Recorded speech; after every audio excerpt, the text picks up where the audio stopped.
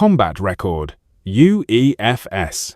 Resolute Engagement Classification, impossible. 6:23 a.m. Bridge recording.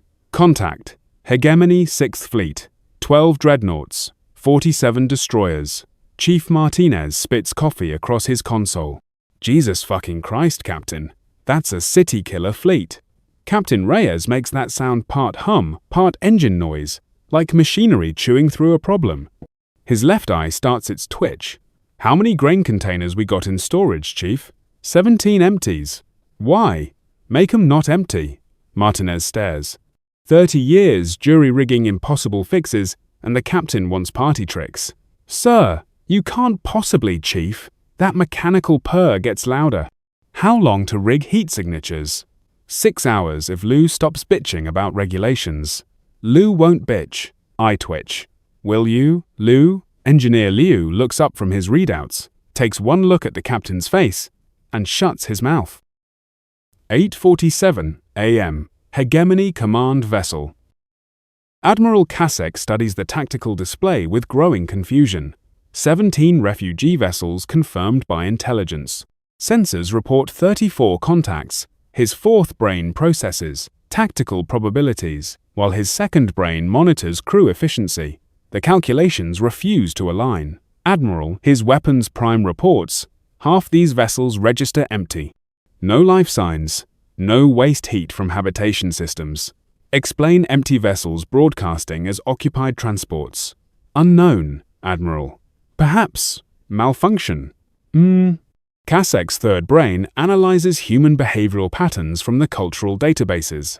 No match is found.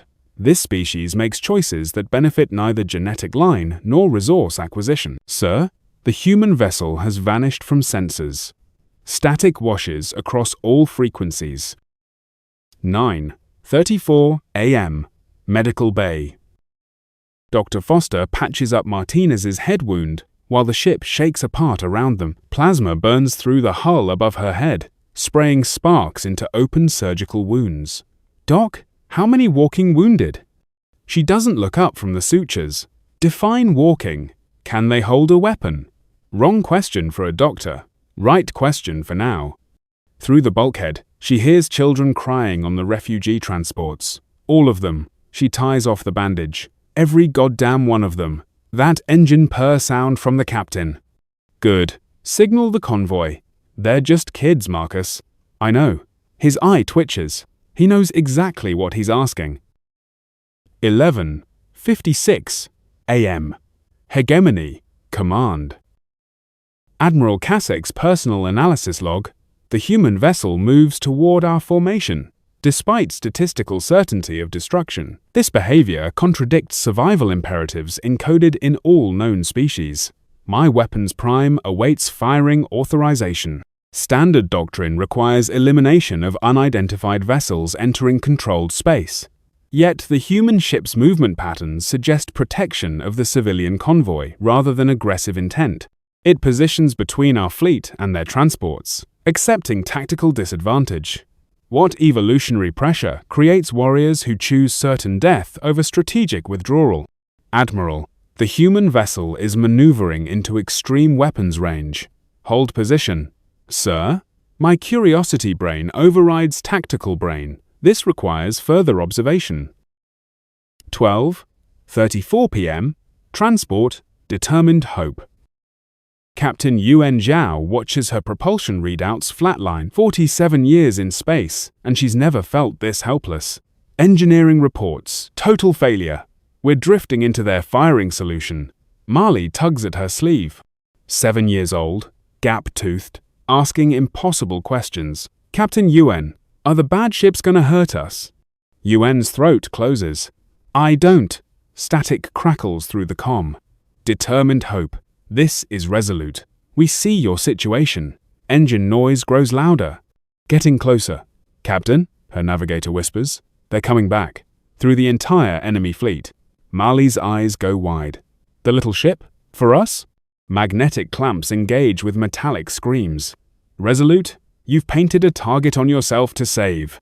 Ma'am, that's the job. Now let's get you home. 2. 2:56 p.m. Bridge, UEFS Resolute. All stop. Lock position with the transport. Lieutenant Walsh's hands shake on the helm controls. Sir, we're dead in space. They have clear shots on both vessels. Noted. The captain's purr never stops. Comms. Open channel to the convoy. Marley's voice cuts through the static. Human ship, will you stay with us? What do you see when you look outside, Marley? Stars. Lots of stars. Which one's your favorite?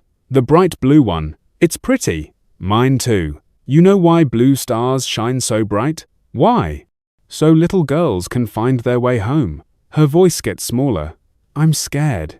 Can you sing something? Silence on the bridge. 43 hardened veterans listening to their captain consider an impossible request, while enemy guns target their ship. Reyes clears his throat and starts an old Earth lullaby. Everyone stops breathing.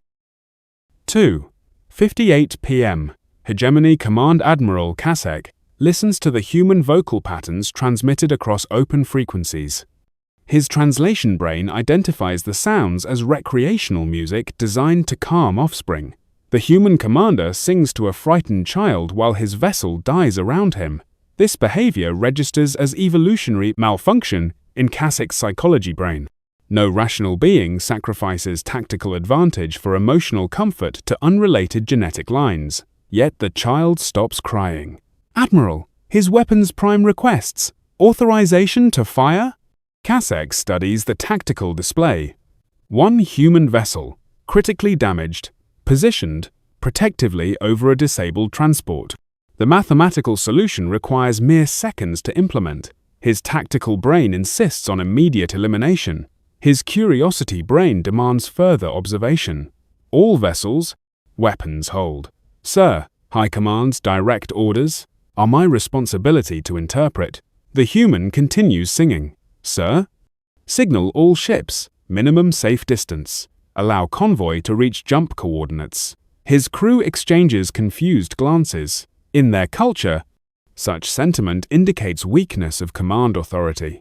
But watching that small vessel refuse to abandon the helpless while accepting certain destruction, perhaps their mathematics measure different values than previously calculated.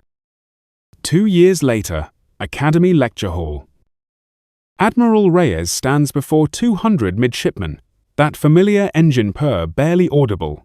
His left eye twitches once. Calculate force projection needed to stop 12 dreadnoughts. Eager voices. Impossible, sir. Need fleet strength. Can't be done. Right. Now, calculate force needed to convince a 7-year-old that someone gives a damn when the universe catches fire. Silence. Anyone? No? Different kind of math. The purr gets louder. The Kepler refugees scattered across 100 worlds. Some became doctors, engineers. Few joined the fleet. They all remember the same thing. He points to a tactical display showing impossible odds. Marley asked for a song. I sang. An alien admiral listened. Numbers had nothing to do with it. A midshipman raises her hand. Sir, what made the Hegemony stand down?